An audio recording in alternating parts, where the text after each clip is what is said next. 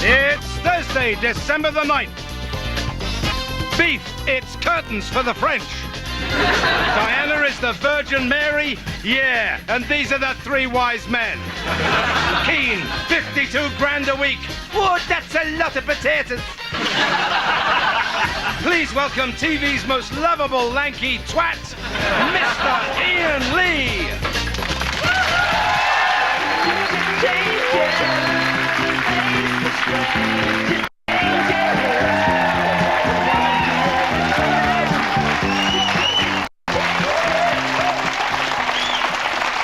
Crazy, I know. Hello and welcome to the 11 o'clock show. It's the 21st show and our last of the series.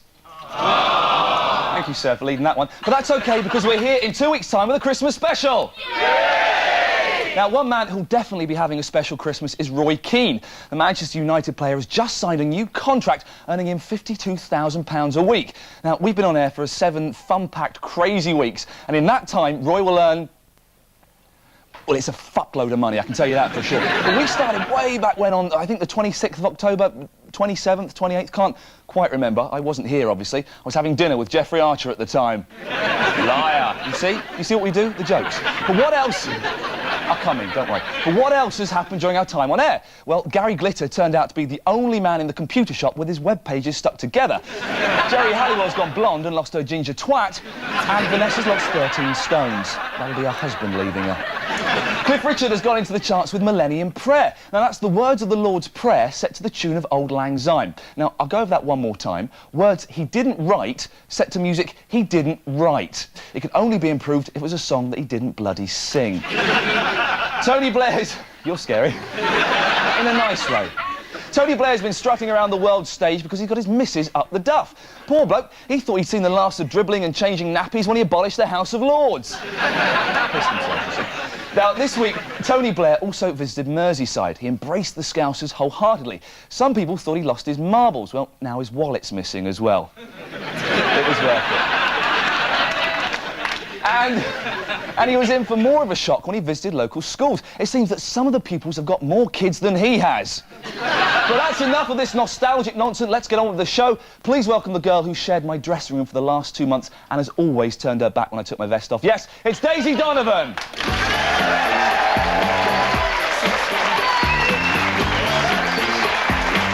at you slowly sauntering.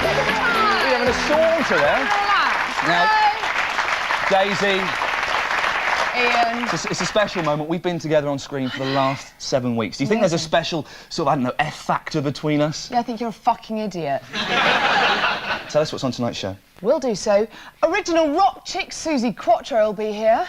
We'll be asking her what it was like snogging the Fonz and whether she took him up on his offer to sit on it. And we'll be looking back on all the best bits of Ali G's American Odyssey. What has everyone in the world got? Feet.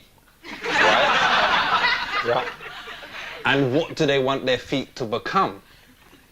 Comfy. How do they make their feet comfy?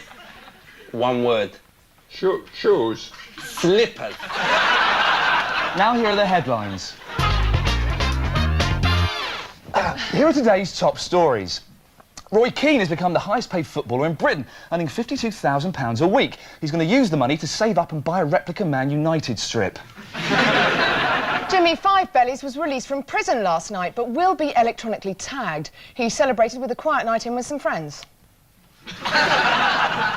David Beckham has been found guilty of speeding. Apparently he was in such a rush because he'd gone out to get takeaway for Posh Spice and he wanted to get home before a chip went cold. The roads in Surrey are the most dangerous in Britain. In fact, a new report reveals you're twice as likely to be hit by a car in Surrey than in South Wales. Of course, that's because no one can drive in South Wales. They're too busy bumming sheep to learn. The team behind the hit movie The Blair Witch Project have revealed that their next film will be a Monty Python-style comedy. Well, we've managed to get hold of some of the early footage. What is that, a witch? That's not a witch. He's just a very naughty boy.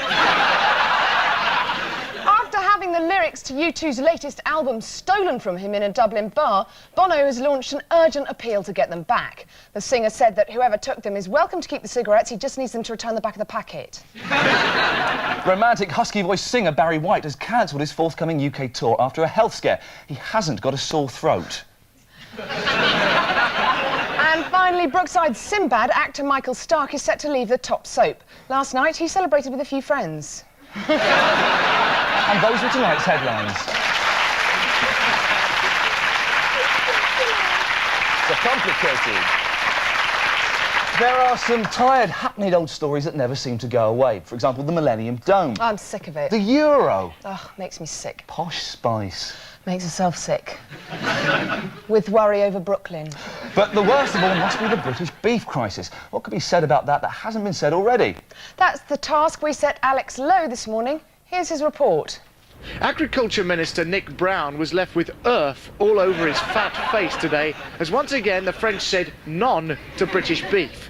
In a final bid to get the ban lifted, Brown issued this warning to the French government. From now on, it's no more Mr. Nice Gay, the gloves are off. Last night, Brown once again seemed surprised that the French had upheld the ban, but said he wouldn't take it lying down. Since the French government have said no to us, although I do want to study the text of their statement carefully. Amid criticism that this ban had more to do with economics than health, the French government immediately made public details of their stringent scientific testing procedure. 1. Check the label. 2. Confirm that it's British. 3. Ban it immediately. Nick Brown admitted that his softly approach may have backfired and announced details of his new hard-hitting strategy to get tough on France without breaking EU law. Firstly, Brown will have all of his friends round for tea at his mum's on Friday, but the French aren't invited. Secondly, when anyone French speaks to him, he will say, "Can anyone else hear that? I thought I heard something. Oh, it must be no one." And finally, during lunch breaks at the European Union, Mr. Brown will wander around chanting, "Who wants to join? My gang. No French allowed." Reaction from the other EU states has been swift. The German Agriculture Minister Karl-Heinz Funke has said, "France's actions are illegal and strike to the heart of the European Union." When asked whether Germany would lift their ban, he said, "Bist du mental? Das britische beef ist fucking poison." With a long, drawn-out court case looking likely, experts predict the only thing being lifted in the near future will be Nick Brown's shirt. He must win this court case if he's not to go down as the man with the worst agricultural record since the Wurzels. This has been Alex Lowe, The 11 O'Clock Show, Paris.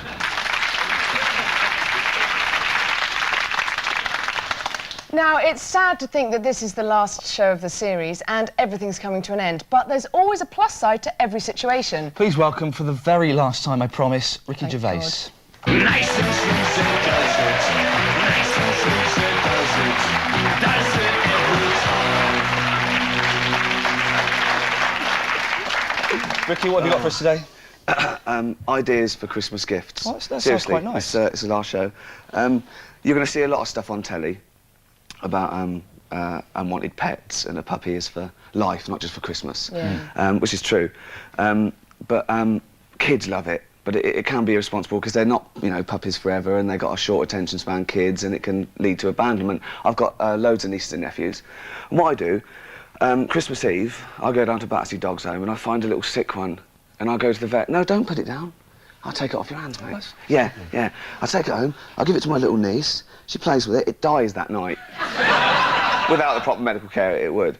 2 birds with 1 stone, see? Doesn't grow up, doesn't get abandoned. I've given it a lovely gift, yeah? And I usually tell her that Father Christmas killed it because she didn't spend enough on her uncle. That's actually very And that he hates mean kids, and they usually buck their ideas up for the next year. That's very, very harsh. Yeah, well, it's harsh but true. I've got another idea. This is for adults. It's not all about kids' Christmas. I actually invented this myself. It's one of those sort of make your own. And I did it on an audition for Blue Pete. I didn't get it, but what it is, aunt is leave the room, okay? Uncles, cut out 2 little round bits of paper like that much across, yeah? Put 2 little black dots on them, they're the eyes, yeah? Lick them, stick them on your helmet, right? Pull back the foreskin, rotate the cock about 90 degrees, and open and shut the jap eye. It looks like a little goldfish. A big goldfish. A pike. It's like a pike. You actually have to have done that to know I've about done it that. loads of times. Yeah. Gervais sleeve. Now. Go on. Off. I'll use this. You're disgusting. Oh, it's nearly Ricky. Christmas. Come on, come back. Come on, have a mince pie. No, actually, fuck off, fatty. Get off, don't do that. Out. Well, that's the end of part 1. Coming up in part 2, we'll be hanging stateside with Ali G in America. And we'll be jamming with top rock chick Suzi Quatro. But before that, we once again urge you to take heed of this public warning. See you after the break.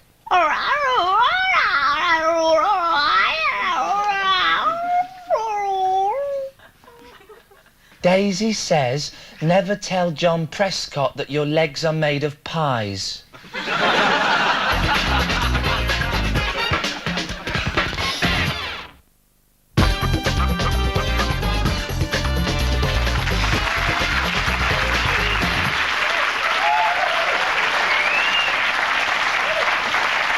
back to the 11 o'clock show. A new statue depicting the late Princess of Wales as the Virgin Mary has caused a storm of controversy.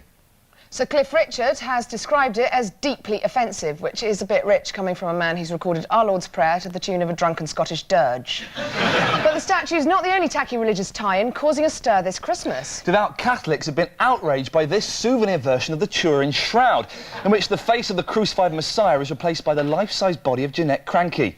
Fundavidosi! And there's this.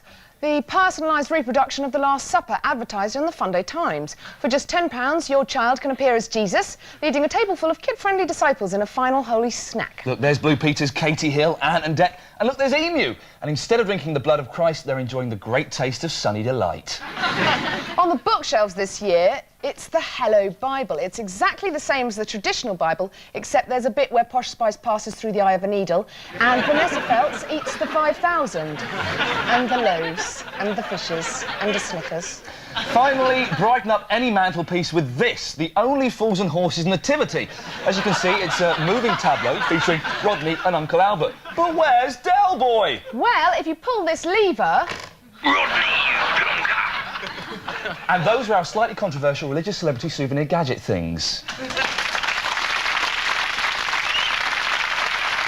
We all agree that the world's been a better place since girl power. It's empowered teenage girls to crash diet, take the pill aged 11, and still get pregnant by the time they're 12. That's good. But it didn't all start with the Spice Girls, so who better to ask about all things girl power than the Queen of Rock and Roll? Ladies and gentlemen, she's got the can that can. It's Suzi Quatro.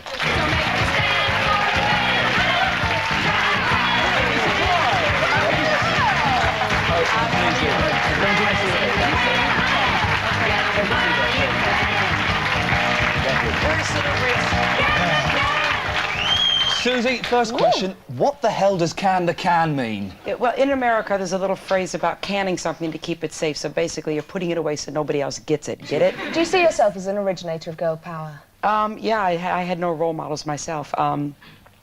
I started off playing the bass and going into a rock and roll band. There was absolutely nobody doing that. So the door needed to be broken down, so I blew it off its hinges. Yeah. Wow. Now, what was it like knowing that a lot of teenage boys were spending a lot of time poring over your album sleeves in the 70s? Notice my face.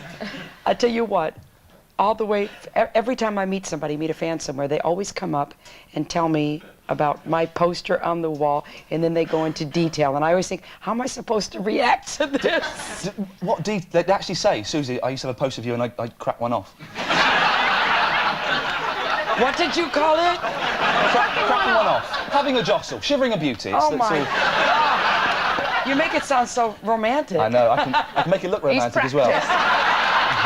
The good thing about doing that is it's sex with somebody you love. Yeah, exactly. Me.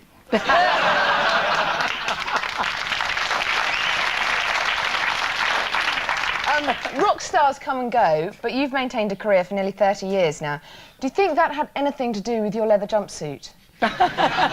Well, the fact that it still fits is quite nice. How long does it take to get into a leather pair of trousers? Well, you can get into it easy, but after the stage performance, it's difficult to get back out. Iain will help you with that. Yes, I thought all these perverts about this leather stuff. I mean, you guys are so strange, but it is sexy, isn't it? Yeah, especially when I'm wearing leather tonight, you know. I'd noticed, Yes. surprisingly. Now you're... Yeah, I noticed that you noticed. I've Yes. not got... Suzi Quatro! Suzi!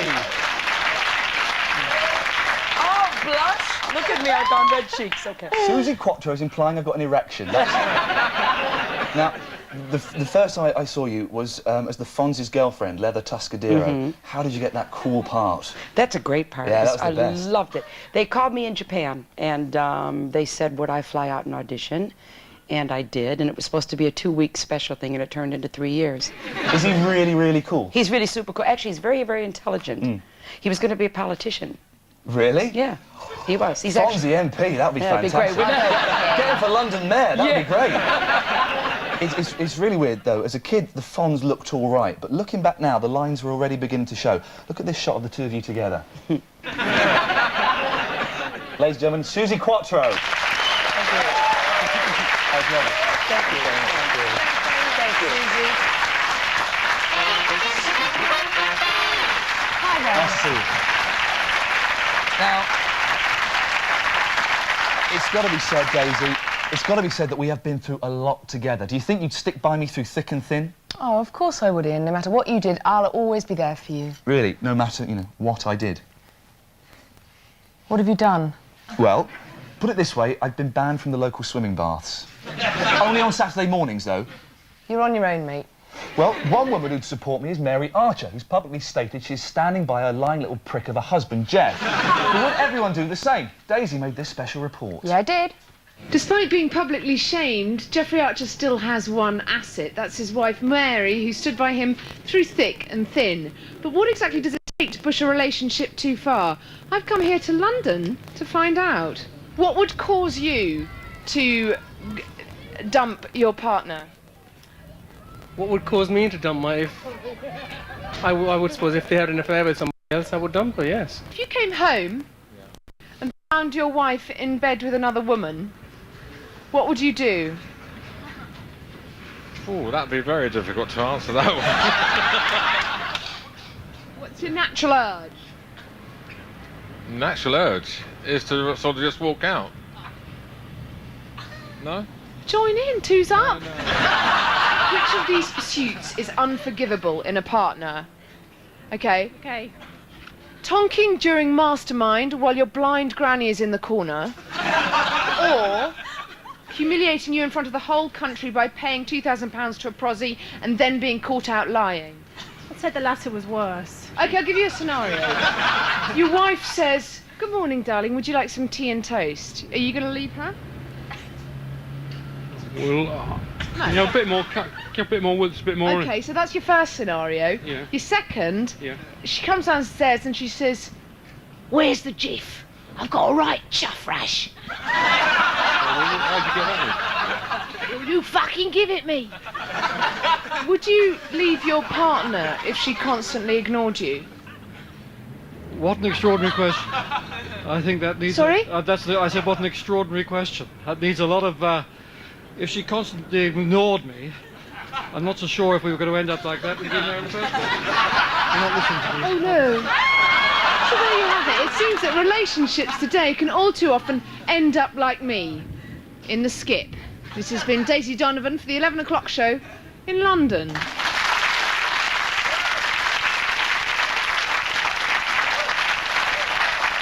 the last show of the series, and it's time to catch up with this week's winners and losers in Good News, Bad News.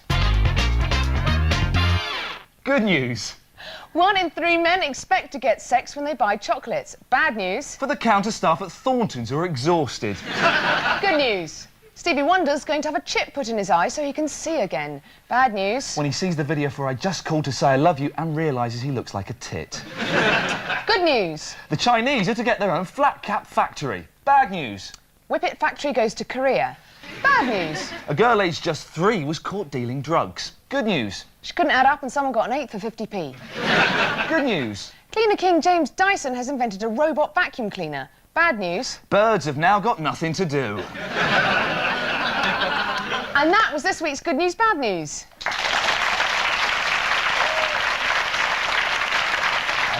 Daisy, how would you describe the relationship between Britain and America?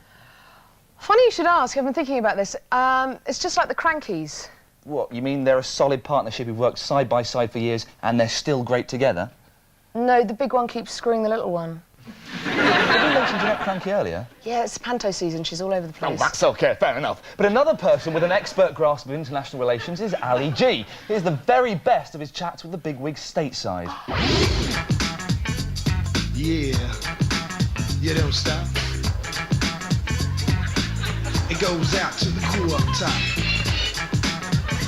That's it. So let's talk about spies now, because the CIA has also got to do with spies, isn't it? Is it true that you have certain female spies that you put a camera in their punani? What is supply and demand? Is it like with me Julie, I supply it and she demand it, aye? Is there any difference between the gangs and, let's say, the scouts? The Boy Scouts? Aye. There's some fundamental differences. Let's talk about Vietnam. Right. What did you do in Nam? I was a battalion commander. Aye. How old was you then? I was in my early 40s. Correct me if I'm wrong, but the average age was 18. It is to do with colours here as well, is that right? Well, colors is sort of the division between Bloods and Crips, and the color aspect has really been highlighted through the media. What would have happened, let's say, if your nan had knitted you like a red sweater or something, and you was in the blue Crips? What would you do? Well, the person would never wear it in the first place. But then his nan had like spent ages waiting. They wouldn't care. They would probably throw it out, or they would tell her, do it my favorite color, which is blue.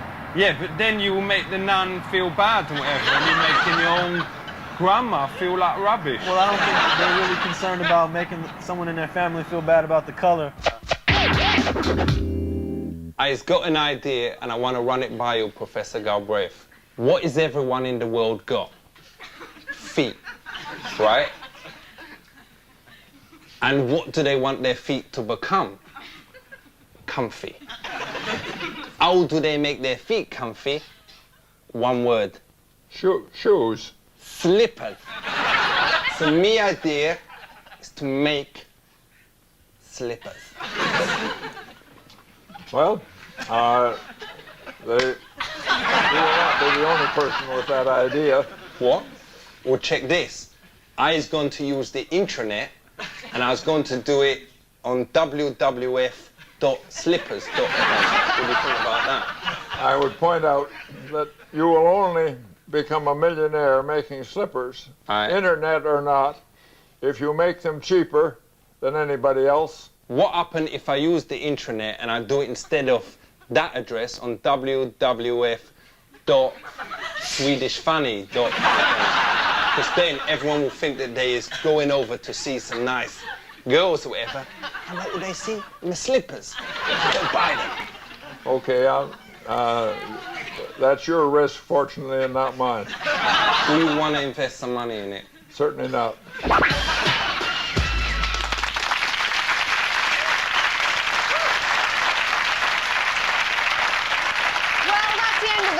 And indeed the series, but never fear, we'll be back in the new year. But if you can't wait that long, there's always our Christmas Spectacular on Wednesday the 22nd. But before we go, following the discovery of a bug in Jerry Adams's car, further excerpts from the tape provide revealing insights into the working of the peace process. Do you think Trumbull's serious about this? Never mind that, Jerry. Check it, looking in, don't hurt. Oh, stop it, Martin. Stop it now. No. No, Martin, get off. Get off, Martin. Stop. No. Good night. Good night.